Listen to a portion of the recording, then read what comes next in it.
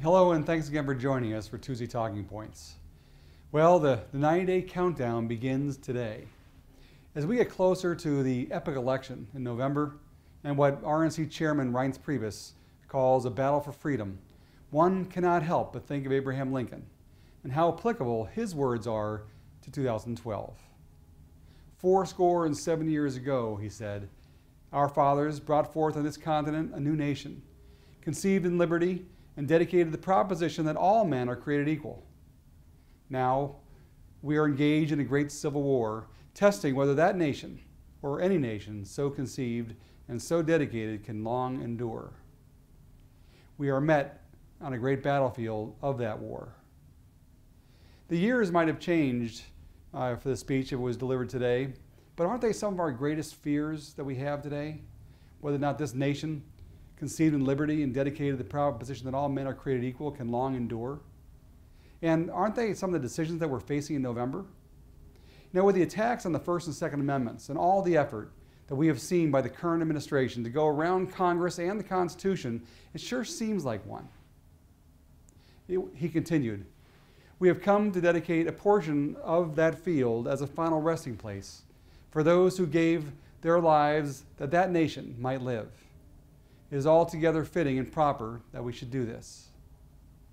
How appropriate that was back in 1863 and still is. The Gettysburg Address ended with, it is rather for us to be here dedicated to the great task remaining before us, that from these honored dead we take increased devotion to that cause for which they gave the last full measure of devotion, that we here highly resolve that these dead shall not have died in vain, that this nation, under God, shall have a new birth of freedom, and that government of the people, by the people, for the people, shall not perish from the earth. According to recent surveys, 73% of Americans believe that we are headed in the wrong direction, and 81% are dissatisfied with how we are being governed.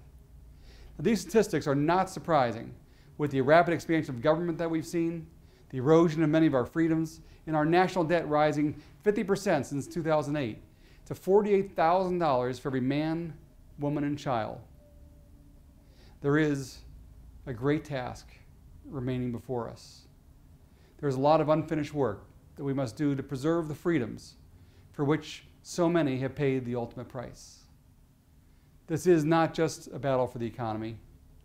It is a battle for freedom, and a test whether this nation, or any nation so conceived, can long endure, or will it perish from the earth?